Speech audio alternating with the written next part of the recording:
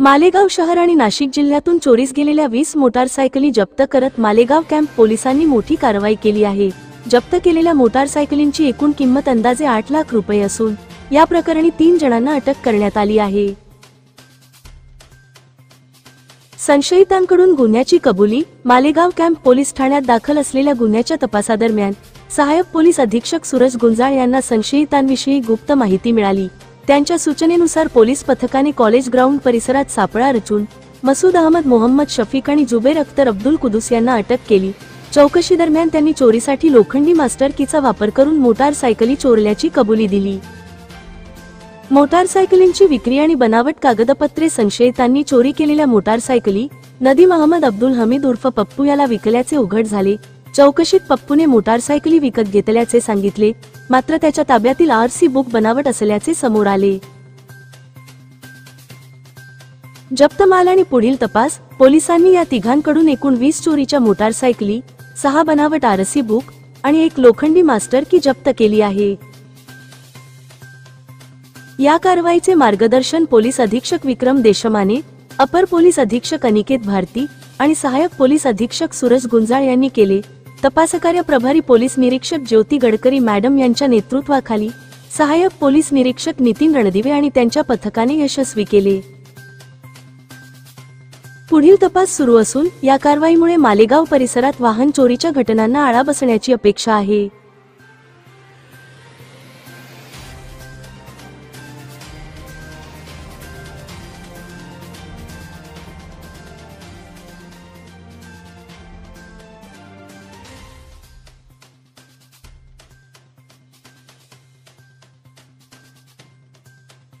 Gunjal, Malegaon camp SDPO Malegaon.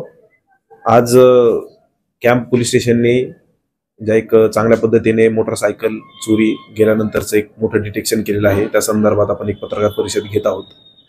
6 November 2024 रोजी एक गुन्हा रजिस्टर झाला 250/24 CR नंबरचा मालेगाव कॅम्प पोलीस स्टेशनमध्ये मोटरसायकल चोरीचा। तर सदर मोटरसायकल चोरीसाठी तपासी अधिकाऱ्यांनी बरेचसे प्रयत्न केले, परंतु ती मोटरसायकल रिकव्हर होत नव्हती।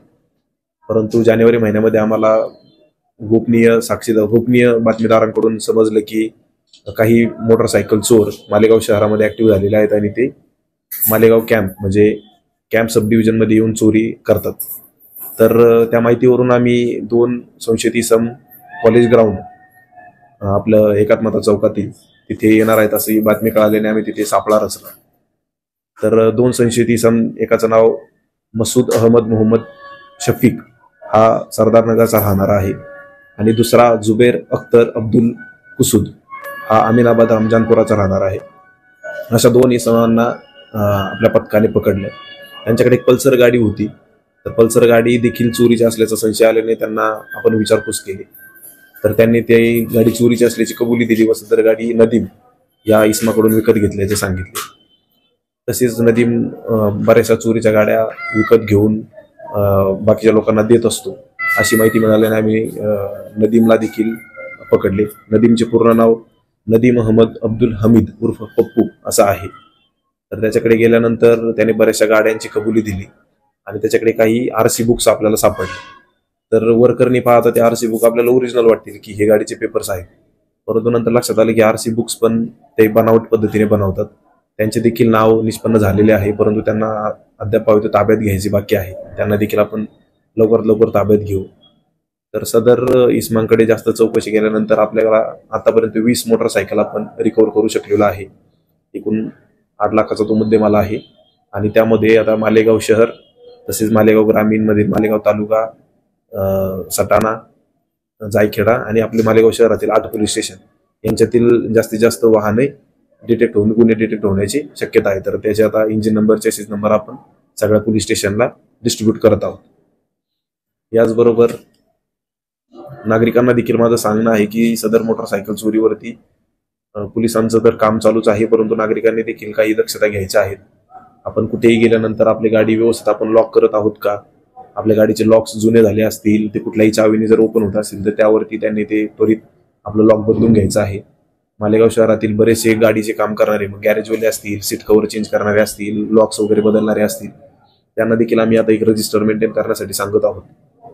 की कुणीही त्यांच्याकडे आल्यानंतर कुणी नंबर प्लेट चेंज करून घेत असेल, त्याच्यानंतर लॉक्स चेंज करून घेत असेल, गाडीचे स्पेअर पार्ट बदलून घेत असेल, तर त्यांनी तसं एक रजिस्टर मेंटेन करून त्या व्यक्तीचा आधार कार्ड किंवा आयडेंटिफिकेशन ठेवण्यासाठी त्याचा मोबाईल नंबर, पत्ता वगैरे घेऊन ठेवायचा आहे.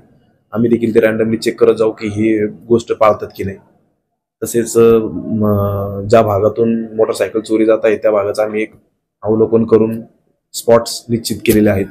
तिथे सीसीटीव्ही कॅमेरा वाढवणे, त्याच्यानंतर डिकॉय पद्धतीने आपले लोक ठेवणे, तसेच वाहन चोरांपासून सावध राहण्यासाठी नागरिकांना अवेअरनेस क्रिएट करणे, अशा गोष्टी आम्ही करत आहोत. मालेगाव मधील जो प्रशासनाचा काय अनुभव आहे त्याच्यावरून मोटरसायकल चोरी जनरली बाजारपेठेचे ठिकाण, बँक, सरकारी कचेऱ्या किंवा मोठे मैदाने जिथे लोक गर्दी करतात अशा ठिकाणून होताना दिसून आलेलं आहे. तर लोकांनी काळजी घ्यायची आहे की आपले रात्री अगर तुम्ही झोपत असाल तर आपली गाडी व्यवस्थित तुम्ही लॉक कराल, त्याला साखळीचे पक्के लॉक ठेवाल. तसेच गर्दीच्या ठिकाणी जर तुम्ही गाडी लावत असाल तर त्याला देखील समोरच्या चाक लॉक करण्यासाठीचे स्पेशल लॉक आलेले आहेत, तिथे तुम्ही लावायला पाहिजे. कुठलेही नागरिक जर सेकंड हँड मोटरसायकल विकत घेत असेल तर त्या मालकाचं प्रॉपर व्हेरिफिकेशन करणं गरजेचं आहे. वेळ पडली तर त्या पोलीस स्टेशनमध्ये येऊन सुद्धा कॅरेक्टर व्हेरिफिकेशन बद्दल त्या इसमाच्या विचारपूस करू शकतात. तसंच कुठलंही व्हेकल विदाऊट पेपर्स म्हणजे त्याचे डॉक्युमेंट्स तुम्ही घेऊ नका. त्याचे नंबर प्लेट बरोबर आहे का हे तुम्ही वाहनचे जे ऍप्लिकेशन असतात त्याच्यावरती चेक करू शकता, जेणेकरून आपण सदर मोटरसायकल चोरांना आपण आळा घालू शकतो. आणि सगळ्या नागरिकांना असं सांगण्यात येईल की कुणी चोरीचं जर वाहन विकत घेतलं तर त्यांच्यावर देखील कायदेशीर कारवाई करण्यात येईल.